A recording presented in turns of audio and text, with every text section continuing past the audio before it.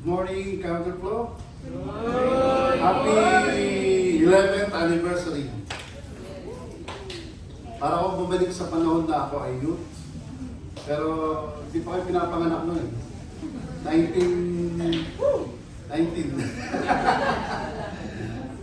1980s. When I was involved in youth in our church in Manila. So, when I was in college. Sabi nga ni Pastor Edman, I was invited to speak to you today. And there's a topic that was given to me, yung home. Okay. Tinanong ko siya, sabi ko sa kanya kung yung bang youth nakakaintindi ng Tagalog.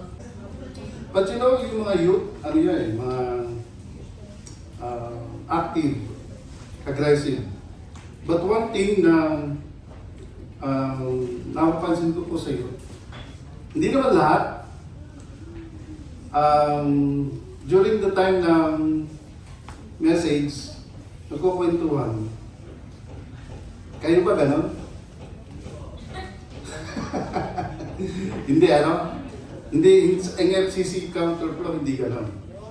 Yan. Kasi pagagalitan kayo ni Pastor Edman. Okay.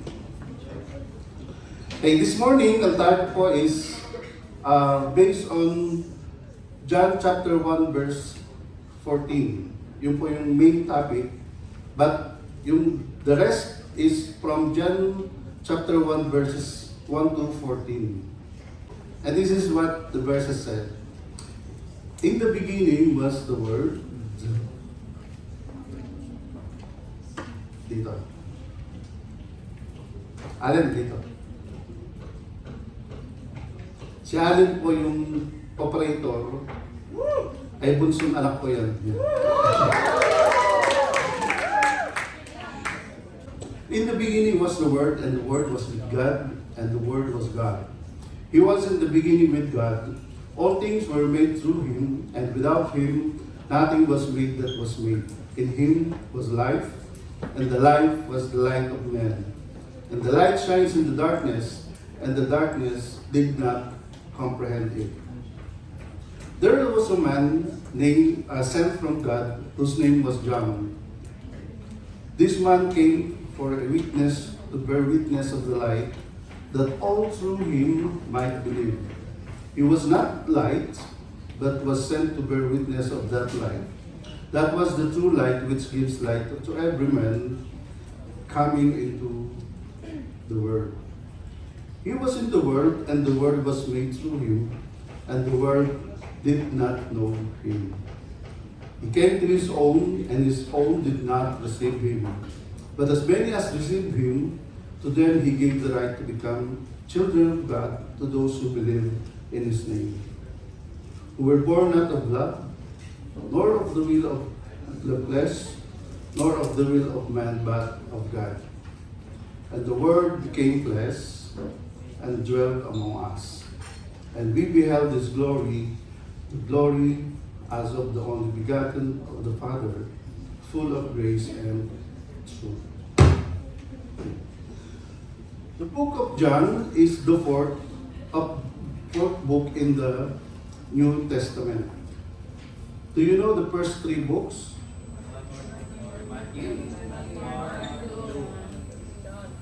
Okay.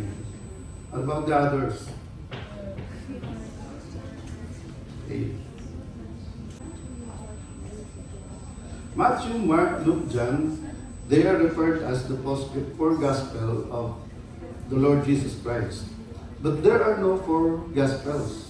There's only one gospel. These four books are called one full four gospel.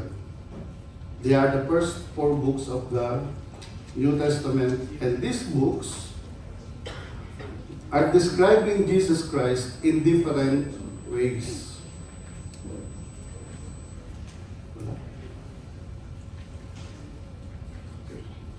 Matthew shows Jesus came from Abraham through David and demonstrates that he is the Messiah, the promised one in the Old Testament. Mark shows Jesus came from Nazareth, demonstrating that Jesus is a servant. Luke shows Jesus from Adam, demonstrating that Jesus is the perfect man. And John shows Jesus came from heaven, demonstrating that Jesus is God.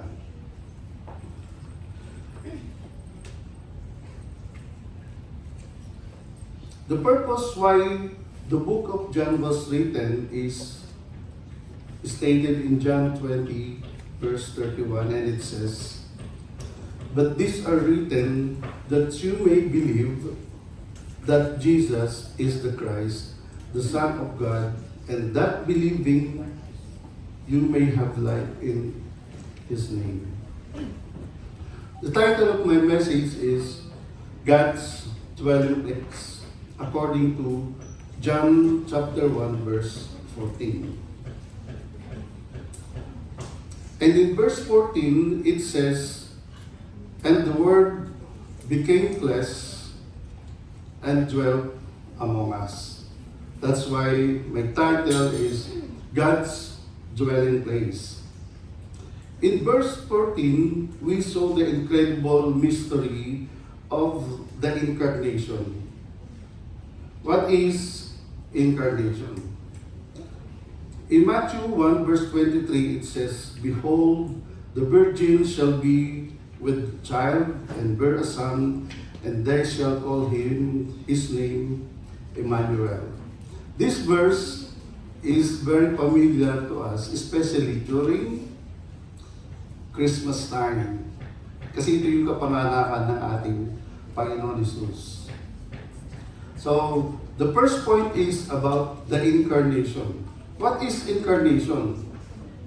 Incarnation is the term used by theologians to indicate that Jesus, the Son of God, took on human flesh.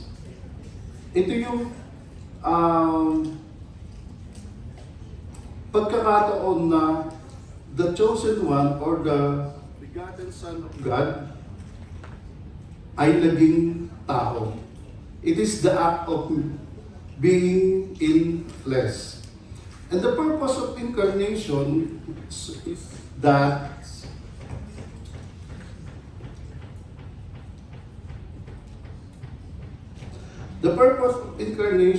that the Son of God came in the flesh in order to be the Savior of mankind.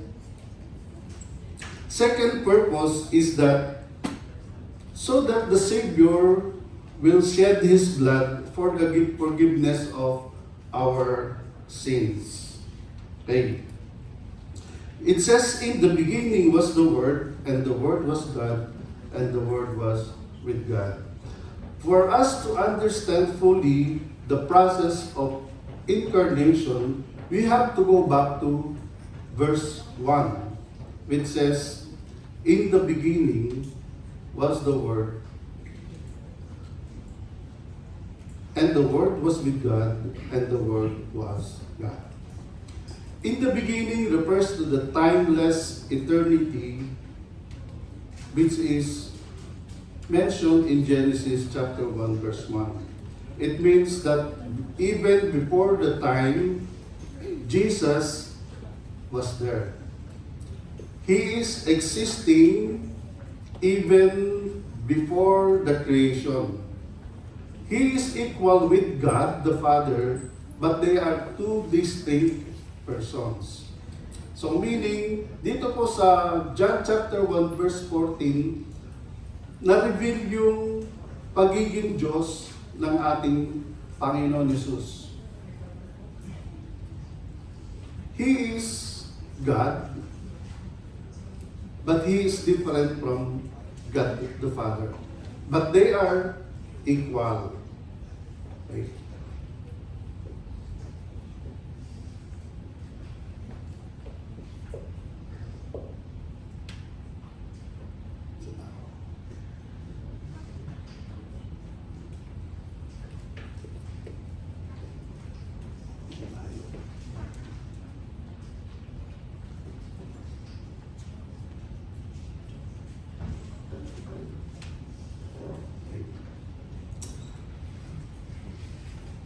doon sa binasa po natin kanina, Matthew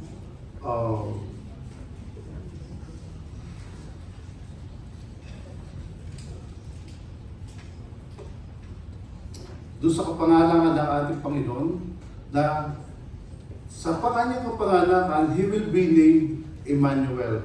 The meaning of Emmanuel is God with us. That is why during the incarnation, ito po yung pagpapahayag ng Panginoon na gusto niya na makasama tayo.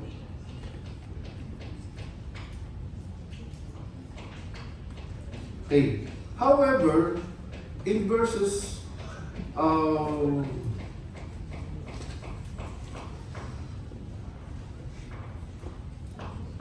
in verses 11, it says, He came to His own, and His own did not receive Him. Dumating ang Panginoon sa lupa, pumunta sa kanyang bayan, pero siya ay hindi na-recognize ng mga tao. He was rejected by men.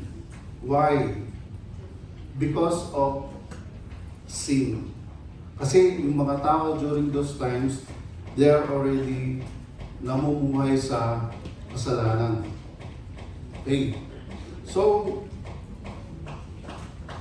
there was a man named John who was sent before the Lord Jesus Christ for him to prepare the way, but he is not the light. And in verse 12 it says, But as many as received him, to them he gave the right to become children of God. Why? Because man rejected the Lord Jesus Christ, but not all. Some received the Lord Jesus Christ.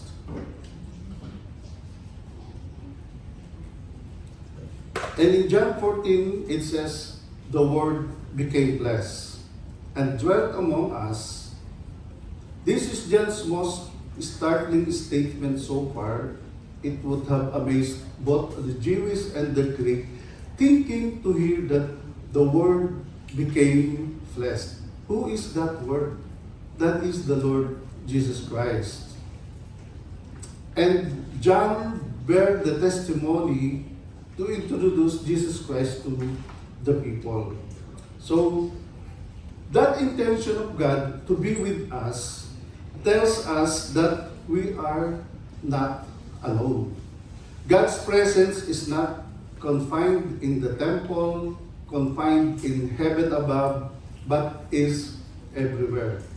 Hindi natin kayang abutin ng Diyos. That is why siya yung bumaba para abutin tayo. And He is offering us salvation. Why do we need salvation? And why do we need a Savior?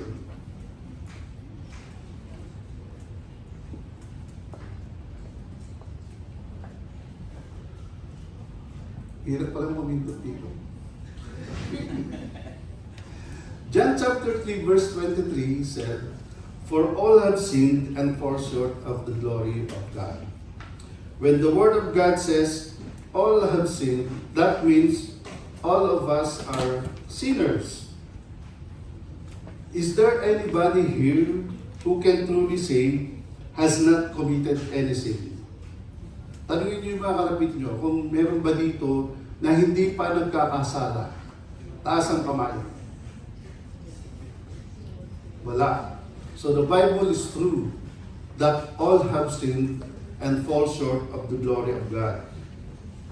And the Bible is telling also in Romans 6:23, For the wages of sin is death, but the gift of God is eternal life through Jesus Christ our Lord. When the Bible speaks of death, it means separation from God. Because of sin, we were separated from God. If God is in heaven and we were separated from God because of sin, where do you think we will be when we die? Definitely not heaven. If not in heaven, then where? Do you want to go there? Definitely no. We are not qualified to go to heaven because of that sin. That is why we need a Savior. That is why we need salvation. And that is the Lord Jesus Christ. That is why He was born in a manger. That is why He became flesh to save us. How can we be saved?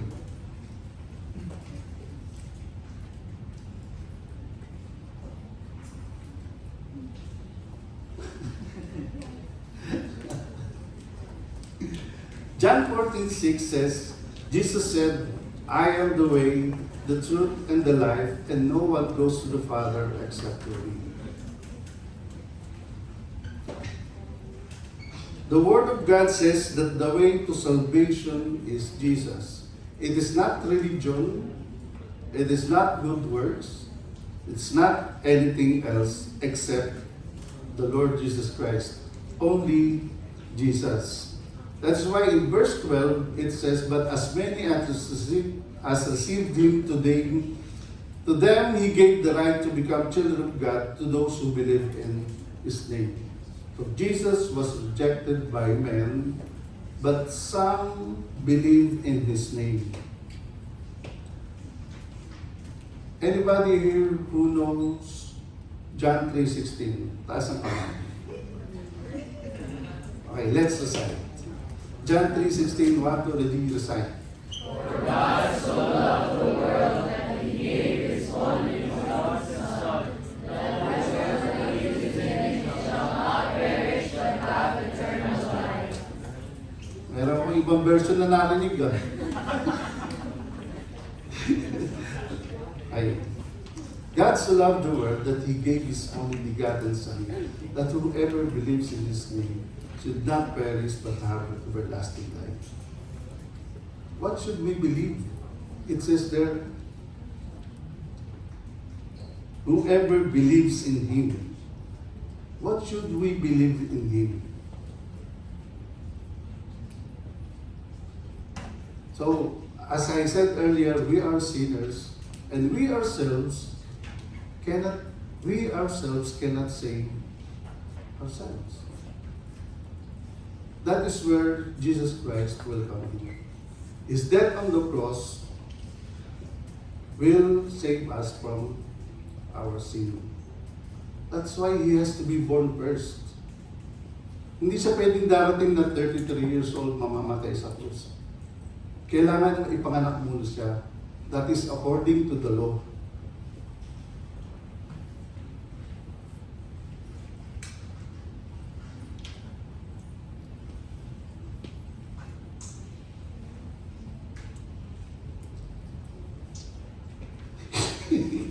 Kailangan ko mag-click dito. According to the law, He has to be born para maging tao siya.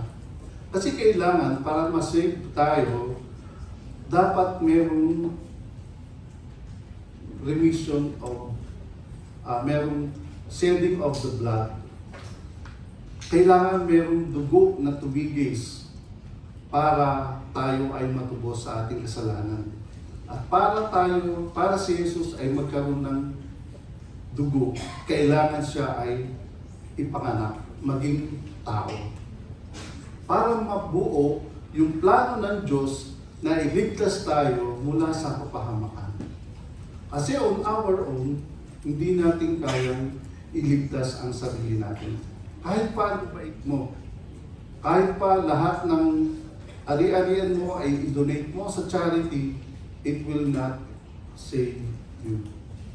Lahat ng ginagawa nating kabutihan, resulta lang yan ng pagsunod natin sa ating Panginoon Jesus. So una, kailangan makilala mo ang ating Panginoon. Una, kailangan sumampalataya ka muna. Ano yung sasampalatayanan mo? Yung ginawa ng ating Panginoon Jesus na siya ay namatay at muling nabuhay para sa katubusan ng ating mga kasalanan. After niyang muling nabuhay, nakasama niya ang mga alagad, at bago siya umakyat sa langit, meron siyang ipinangako. Sabi niya, I will pray the Father and He will give you another helper that He may abide with you forever. Ito po.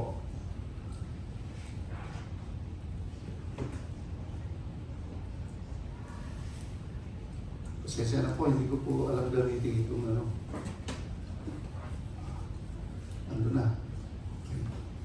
Kung yung incarnation, ang ibig sabihin po nun is God with us, yung ipinangako sa atin na Holy Spirit, ito naman po, ang ibig sabihin is God within us. Nasa loob na natin. Before si Jesus, kasama lang ng mga disciples, ng mga tao. Now, it is the Holy Spirit who was promised by our Lord Jesus Christ before ascending to heaven.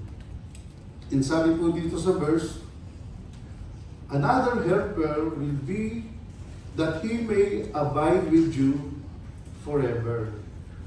So sa Bible, meron pong forever. Sa tao lang wala. So kung kayo naghahanap ng forever, hanapin nyo si Jesus Christ. Hindi natin makikita yung forever dito sa mundo. Kahit pa sweet na sweet kayo, wala pong forever. Tandaan niyo po yan. Ang forever, nasa ating Panginoon Jesus lang. The Holy Spirit dwells within every believer, making our hearts His home. Ito po yung inyong topic ngayong home. Pagdating po ng Holy Spirit, the Spirit dwells within us and tayo yung naging dwelling place ng ating Panginoon. So, 1 Corinthians chapter 6 verse 19, it says, do you not know that your body is the temple of the Holy Spirit who is in you, whom you have from God, and you are not your own? When we trusted Jesus Christ as our Lord and Savior, and we accept Him as our personal Lord and Savior, our body becomes the temple of the Holy Spirit. So it is not our own anymore. It is the Lord who is living within us. God within us through the Holy Spirit.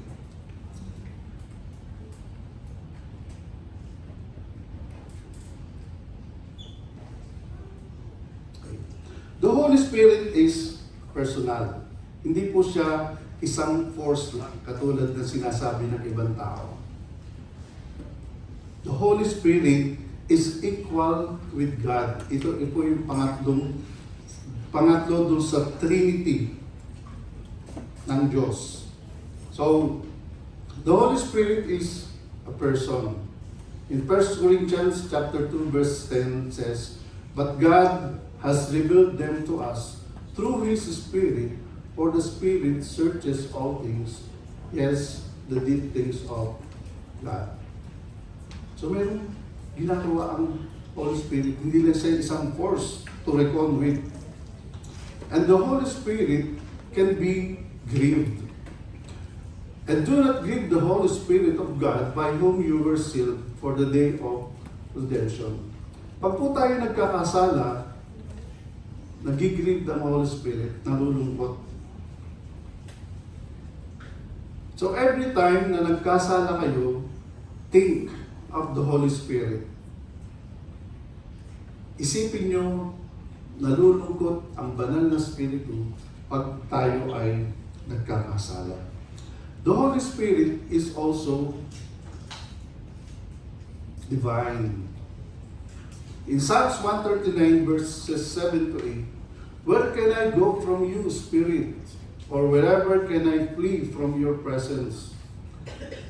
If I ascend into heaven, you are there. If I make my bed in hell, before you are there.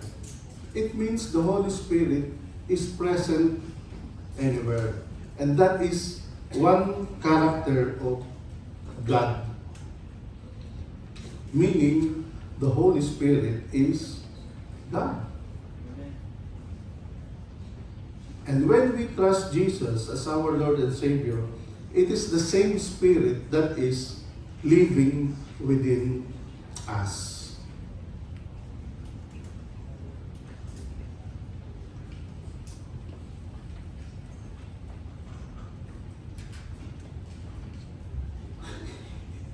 Sorry go.